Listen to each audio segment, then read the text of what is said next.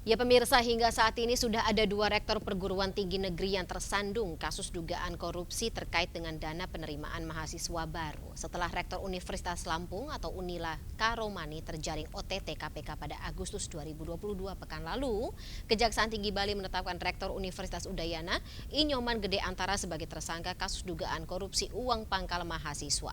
Untuk membahas lebih dalam apa saja fakta dan juga temuan dalam kasus dugaan korupsi yang menjerat rektor Universitas Udayana ini, sudah bergabung bersama kami Kasih Penkum Kejaksaan Tinggi Bali Putu Eka Sabana. Selamat sore atau selamat malam waktu Bali, Pak Putu. Selamat malam, Mbak Baik, Fani. baik. Pak Putu, kalau misalnya kita melihat ini adalah rektor atau katakanlah pendidik ya yang bukan kali pertama pendidik tertangkap dalam kasus korupsi atau ter-OTT dalam kasus korupsi.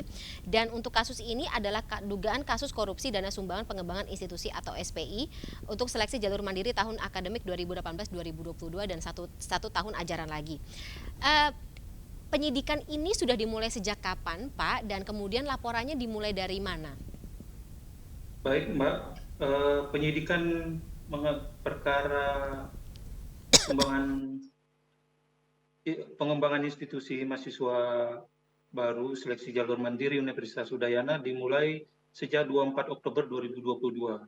Jadi tim penyidik sudah mendapatkan laporan dari masyarakat yang kemudian ditindaklanjuti dengan melakukan penyelidikan dan didapat bukti permulaan yang cukup untuk ditingkatkan ke penyidikan. Kemudian sejak 24 Oktober 2022 dilakukan penyidikan yang kemudian di awal tahun di Februari ditetapkan 3 tersangka dari berdasarkan alat bukti yang terkumpul dan baik dari keterangan saksi, keterangan ahli, alat bukti surat, alat bukti petunjuk. Begitu, Mbak. Laporannya diawali dari mana, Bapak? Apakah ada mahasiswa yang mengatakan dia ditarik oleh pihak universitas karena dananya atau nominal dananya tidak sesuai dengan aturan atau seperti apa begitu? Iya, ada laporan dari masyarakat, kita bilang dari masyarakat lah, bahwa ada merasa resah atau merasa bahwa ada pungutan yang tidak wajar mengenai jalur mandiri seleksi mahasiswa baru di Universitas Udayana. Berdasarkan laporan tersebut, seperti yang kami sampaikan tadi, dilakukan penyelidikan dan penyidikan oleh tim penyidik pidana khusus Kejaksaan Tinggi Bali.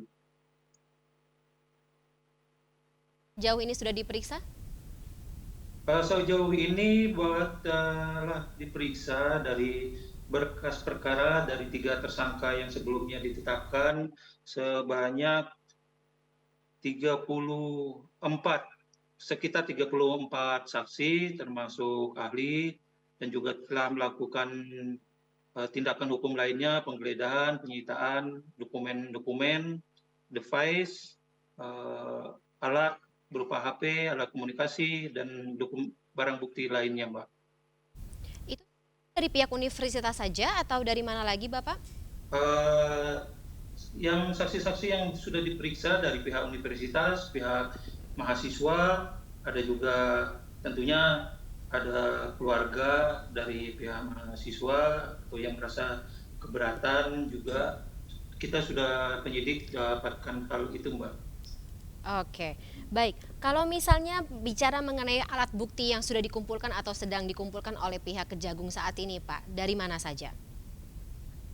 Dari tentunya yang pertama adalah alat bukti keterangan saksi. Saksi-saksi juga eh, memberikan di awal memang alot, tidak berani membuka, kemudian setelah seiringnya penyidikan berjalan, terkumpulnya juga alat bukti berupa dokumen-dokumen, alat bukti saksi, eh, mulai terbuka sehingga didapatkan alat bukti yang lengkap terhadap 3 tersangka sebelumnya.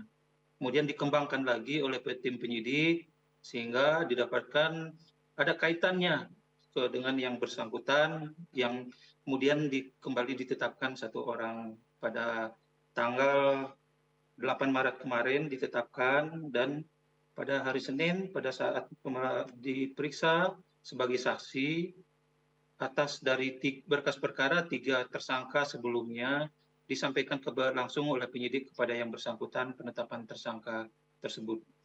Oke, Bapak izin saya konfirmasi lebih lanjut ya, 3 tersangka yang ditetapkan ini adalah IKB, IMY, dan NPS. Mereka dari mana saja atau pihak universitas atau pihak rektorat ini seperti apa peran-peran mereka? Eh, Iya Mbak, itu dari pihak rektorat, Oke. jadi pihak USDI namanya, Mhm. yang mengelola sistem IT atau aplikasi sistem penerimaan mahasiswa baru di kampus. Jadi untuk yang ketiga, yang pertama itu memang benar seperti itu, dan terhadap yang ketiga juga telah dilakukan pencekalan untuk bepergian ke luar negeri. Baik, terakhir mungkin Pak Putu, kalau tadi dari ucapan yang keluarkan begitu oleh tersangka Inyoman Geri Atar kepada awak media, ia mengatakan uang dana yang masuk dari mahasiswa baru ini tidak masuk ke kas pribadi dia, tapi melainkan ke kas negara. Bagaimana penelusuran yang dilakukan oleh kejaksaan Tentunya itu adalah pendapat yang bersangkutan ya? yang bersangkutan ya, tapi penyidik mendapatkan fakta yang berbeda Oh, sehingga berani menetapkan. Memang kalau kita cermati, memang tidak langsung dimasuk ke tersangka uh, uang ke kantong pribadi gitu, tapi uh, ada peruntukan yang tidak dipergunakan untuk seharusnya begitu Mbak. Jadi dari SPI itu ada sejumlah anggaran yang dipergunakan tidak seharusnya begitu. oke, berarti ada kemungkinan juga tindak pidana lain yang dilakukan tidak hanya korupsi tetapi juga tindak pidana pencucian uang seperti itu. Tapi kita tetap akan menunggu bagaimana hasil penyelidikan dari Kejaksaan Agung, eh, Kejaksaan Tinggi Bali lebih tepatnya, Pak Putu. Kami tunggu, kami juga akan mengawal kasus ini sama-sama. Tapi sebelumnya saya mengucapkan terima kasih terlebih dahulu atas waktunya Pak Putu dalam MNC News Now sore hari ini dan juga malam waktu Bali. Sehat selalu Pak Putu, kita ketemu lagi di lain kesempatan. Sampai jumpa.